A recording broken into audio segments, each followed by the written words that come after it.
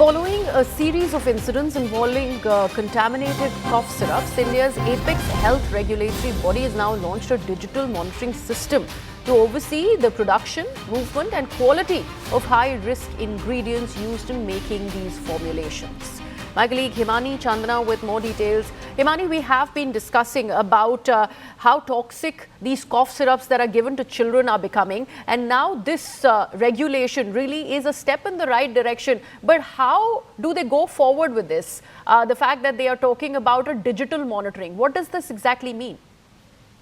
This is very easy, Greha. This particular website, this portal that government had created earlier is now used to give the manufacturing licenses or renew manufacturing licenses. Generally, drug makers put their request on this particular website for their manufacturing license renewal request or the new license request. So this website otherwise is very easy to use and they are already familiar with this particular system. Now they have made another segment live on this particular website where the drug makers who are into the cough syrup making business will enter more details about the making of the cough syrup, which will give government the entire details about the raw materials. The website asks for details for the batch number, certificate of analysis, content of that particular product and the details of the buyer of that particular product.